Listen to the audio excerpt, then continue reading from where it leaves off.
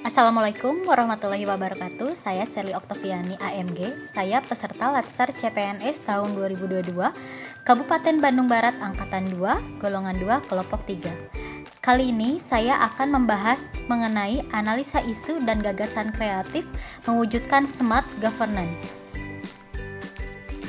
Adapun 6 isu yang saya ambil dan saya temukan di Puskesmas DTP Saguling. Yang pertama, kurangnya kesadaran pasien dan pengunjung puskesmas untuk memakai masker. Yang kedua, kurangnya kesadaran ibu balita datang ke posyandu untuk menimbang dan mengukur anaknya. Yang ketiga, masih ada beberapa pegawai yang belum menerapkan 5S. Yang keempat, masih ada kader yang belum melek teknologi untuk pelaporan posyandu. Yang kelima, sistem absensi yang masih manual. Yang keenam, belum tersedianya komputer di setiap ruangan, hanya di pendaftaran dan administrasi saja, sedangkan setiap pelaporan itu pasti menggunakan komputer atau aplikasi.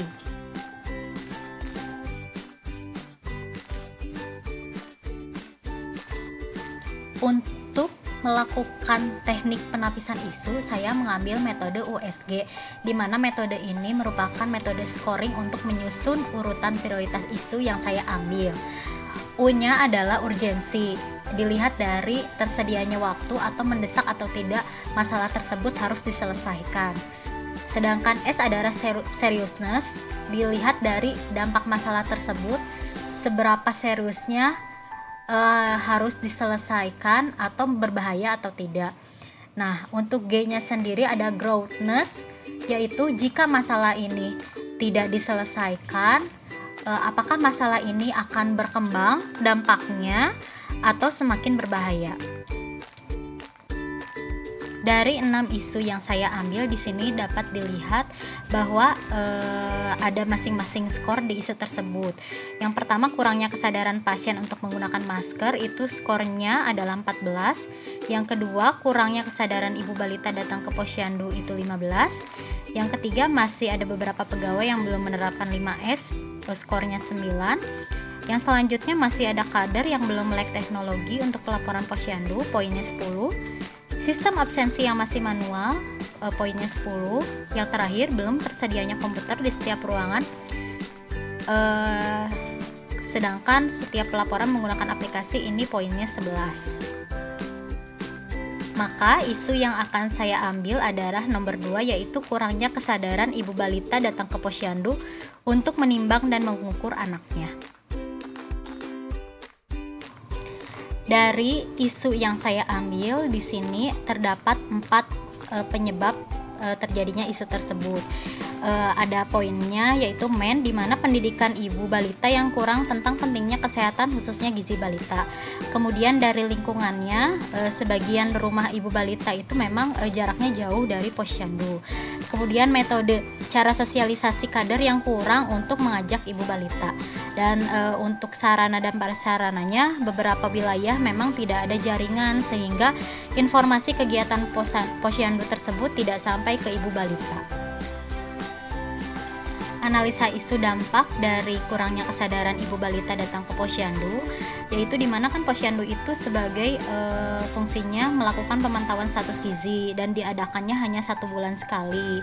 Jika ibu balita jarang membawa anaknya ke posyandu sehingga tidak terpantau status gizinya, dan apabila anaknya tersebut ada masalah gizi, maka tidak ada terdeteksi secara cepat dan ditangani secara cepat. Jadi masih banyaknya kasus yang anaknya sudah malnutrisi berat, itu baru dibawa ke fasilitas kesehatan. Dengan adanya posyandu, sebelum terjadinya malnutrisi yang berat, bisa terdeteksi dini masalah gizi yang ringan. Adapun gagasan kreatif untuk solusi masalah ini, yang pertama, memberikan edukasi kepada ibu balita tentang pentingnya pemantauan status gizi dan dampaknya jika tidak dipantau. Misalnya melalui media film, tidak hanya ceramah tanya jawab. Yang kedua, posyandu tidak dilakukan di satu tempat. Contoh, satu RT memang jauh kondisinya dari posyandu, maka posyandu untuk balita RT tersebut bisa dilakukan tidak di posyandu tapi di rumah Bapak RT-nya misalkan. Kemudian yang ketiga, dilakukannya sweeping oleh kader posyandu bagi balita yang tidak hadir. Jadi ada kunjungan kader ke rumah balita untuk melakukan pengukuran dan penimbangan balita. Yang selanjutnya, ini kader dilatih untuk berkomunikasi efektif dan bagaimana cara untuk mengajak ibu balita agar datang ke posyandu, dan kader tersebut diberikan pemahaman untuk peduli pada balita-balita yang tidak datang ke posyandu, dan dampaknya kalau misalkan tidak tercapai indikatornya atau target balita yang datangnya akan seperti apa. Yang kemudian kegiatan posyandu ini bisa diinformasikan melalui pengeras suara di masjid untuk kondisi lingkungan yang kurang sinyalnya atau jaringannya, atau misalkan ketua RT atau dusun itu berkeliling untuk menyebarkan informasi pada warganya. Misalkan contoh untuk jadwal posyandu bulan September itu pada tanggal 5, maka Pak RT atau Bapak dusunnya itu, Bapak kadusnya itu bisa berkeliling untuk memberikan informasi. Sekian pemaparan dari saya. Terima kasih atas perhatiannya. Wassalamualaikum warahmatullahi wabarakatuh.